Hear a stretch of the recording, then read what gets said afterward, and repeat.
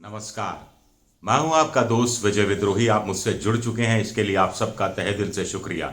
और अगले 8-10 मिनट में आपसे जुड़े रहने की कोशिश करूंगा। कल हमने बात की थी विपक्ष की एकता की, कि विपक्ष की एकता का फार्मूला कैसे बनता हुआ नजर आ रहा है। और तब मैंने आपसे वादा किया था कि फिर आगे में हम बात करेंगे कि इसका तोड़ मोदी के पास क्या है, अमित शाह के पास क्या है, बीजेपी के पास क्या है, संघ के पास क्या है। तो आज उसी की विवेचना कर लेते हैं। तो कोई बहुत बड़ा रॉकेट साइंस नहीं है। देखिए, 2014 हो, 2019 का लोकसभा चुनाव हो, अब तक बीजेपी की रणनीति या मोदी जी की रणनीति तीन चीजों पर एकाग्र रही है। एक हिंदुत्व, एक राष्ट्रवाद और एक लाभार्थी योजना, जो 2019 क्या में आई अस्तित्व में, क्योंकि 2014 में तो सरकार आई थी। उसके बाद से उन्होंने अलग अलग योजनाएं चलानी शुरू की और जिसका फिर लाभ उठाने का सिलसिला 2019 से शुरू हुआ। और अब क्या होगा? अब आप कहेंगे कि हिंदुत्व का जो मुद्दा है उसमें तो रेडिकलाइजेशन जितने लोगों का होना था हो चुका, उसमें कुछ ज़्यादा संख्या और जुड़ने वाली नहीं है, मोटे तौर पर कहा जा रहा है। कुछ लोग कह रहे हैं कि 1 जनवरी से नया सिलसिला शुरू होगा, जब राम मंदिर का काम पूरा हो जाएगा, उसका लोग भक्तों का वहाँ जाना शुरू हो जाएगा, तो स्वाभाविक तौर पर उस बहाने हिंदुत्व फिर लौट कर आएगा। कितना लौट कर आएगा ये कहना मुश्किल है, लेकिन प्रधानमंत्री भी इस पर बहुत ज़्यादा यकीन नहीं कर रहे हैं। तो किस पर यकीन कर रहे हैं? दूसरी चीज़ पर, राष्ट्रवाद पर। अति राष्ट्रवाद उसको आप नाम दे दे। पुलवामा में ये काम आया था। पुलवामा में जो हुआ उसके बाद 2019 के लोकसभा चुनाव में उसको भुनाया। बीजेपी भुनाने में बड़ी माहिर रही है। 2014 में राष्ट्रवाद उस रूप में नहीं था, लेकिन 2014 में अन्ना आंदोलन को बीजेपी ने बड़ी चतुराई से, मोदी जी ने बड़ी चतुराई से राष्ट्रीय स्तर पर भुना लिया था। अरविंद केजरीवाल ने दिल्ली के स्तर पर भुना लिया था और दोनों सत्तासीन हो गए थे। तो अब तीसरा बचा क्या? तीसरा, लाभार्थी। अब कुछ लोग कह रहे हैं कि लाभार्थियों में भी अब हिसाब देने का वक्त आया है और कुछ वादे जो पूरे नहीं हुए उनका हिसाब देने का भी वक्त आया है। कि कहा गया था कि किसानों की आय 5 साल में दुगनी हो जाएगी, नहीं हुई। कहा गया कि फलानी तारीख तक देश के सभी गांव में बिजली पहुंच जाएगी, पहुंची या नहीं पहुंची आप बताइएगा।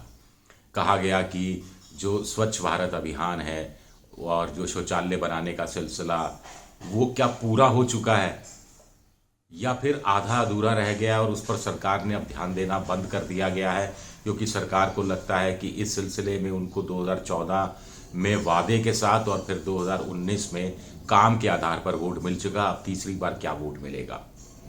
तो एक बड़ा प्रोग्राम है मोदी जी का कि लाभार्थियों की संख्या में विस्तार करना, लाभार्थियों की संख्या को बढ़ाना, क्योंकि वो जान चुके हैं कि जितने लाभार्थी अभी तक हैं उनमें से कुछ उनको शायद वोट नहीं दें। कुछ कहें कि साहब एक बार एक काम, एक घर दिया, एक वोट दिया, काम खत्म, बात छुट्टी, आगे बात करो तो जाने, कुछ और हथेली पर रखो तो हम भी आपकी हथेली पर थे।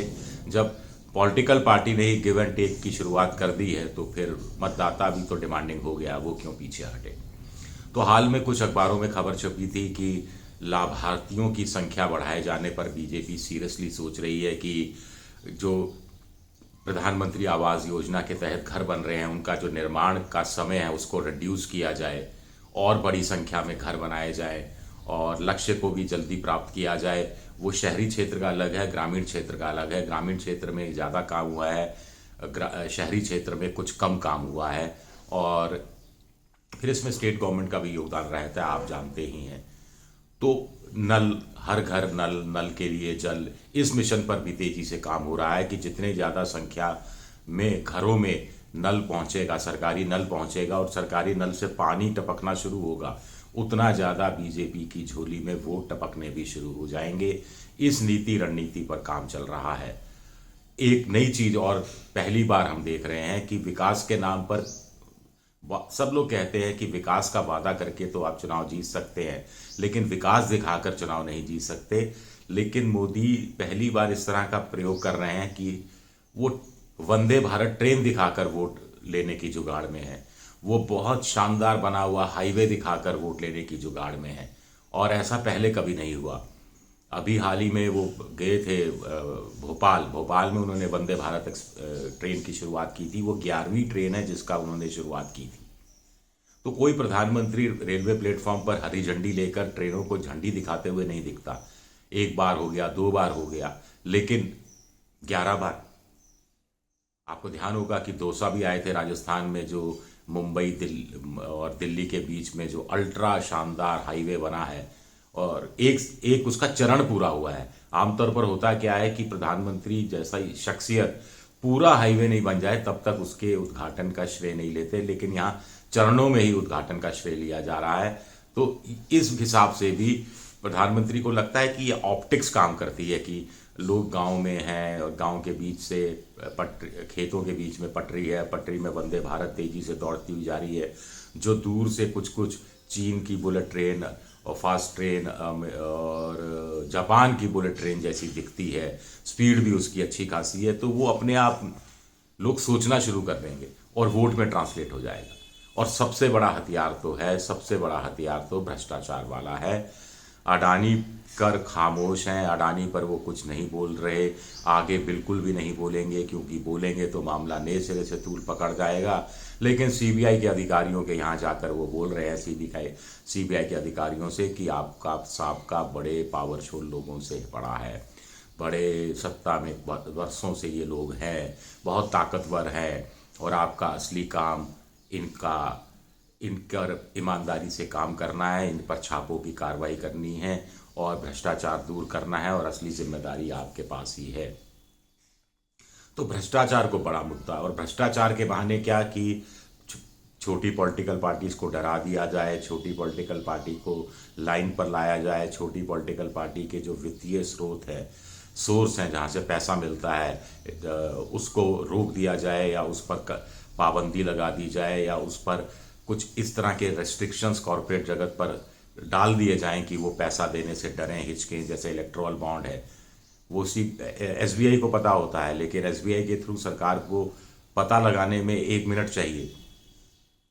तो कुल मिलाकर बीजेपी को या मोदी को लग रहा है कि 2024 के लोकसभा चुनाव में हिंदुत्व से जितने वोट मिलने थे मिल चुके। राष्ट्रवाद, अगर पुलवामा जैसा कुछ नहीं हुआ तो वहाँ से भी कोई वोट नहीं मिलने वाला। लाभार्थियों की संख्या को बढ़ाकर कुछ वोट लिया जा सकता है, और फिर इसमें भ्रष्टाचार के मामले में उसको जोर शोर से उठाकर और सारी पॉलिटिकल पार्टी को डिस्क्रेडिट करके टीना फैक्टर लोगों के दिमाग में दोबारा से लाया जा सकता है, और खुद की एक विकास की छवि के आधार पर वोट मांगने के लिए जनता के बीच में जाया जा सकता है।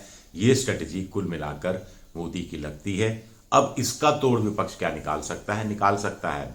बहुत ज़्यादा मुश्किल नहीं है, लेकिन मोदी भी जानते हैं कि अडानी मुख्य मुद्दा बनने वाला नहीं है, और बीजेपी भी अच्छी तरह से जानती है कि कांग्रेस के पास वो इस तरह के वक्ता नहीं है कि वो जनता के हलक में ये अडानी का मुद्दा डालने में कामयाब हो जाएं।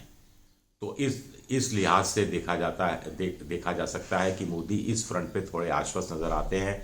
उनको लगता है कि महंगाई, बेरोजगारी और आर्थिक स्थिति खराब, इस सब को भ्रष्टाचार के मुद्दे पर परखा जा सकता है, और चूंकि विपक्षी पार्टियां, क्षेत्रीय पार्टी भ्रष्ट है, इसीलिए राज्यों का विकास नहीं हो रहा। चूंकि राज्यों का विकास नहीं हो रहा तो इसलिए वहाँ राज्यों में बेरोजगारी बढ़ रही है और चीज़ें जनता के हाथ से निकलती जा रही हैं। ये दोष डालने की रणनीति पर मोदी काम कर रहे हैं। इसमें कितने सफल होंगे, कितने नहीं, ये देखना दिलचस्प रहेगा। मगर मेरा ये वीडियो पसंद आए तो लाइक कीजिए, सब्सक्राइब कीजिए, शेयर कीजिए, और ये घंटी जैसी आकृति है ये भी दबा दीजिए, ताकि मेरा नया वीडियो आए तो आपको जानकारी मिल जाए। @विद्रोही7 मेरा ट्विटर हैंडल है, विजय विद्रोही 7 इंस्टाग्राम पर हूँ, और फेसबुक पर विजय विद्रोही पेज के नाम से हूँ। शुक्रिया आप सबका, बहुत बहुत शुक्रिया।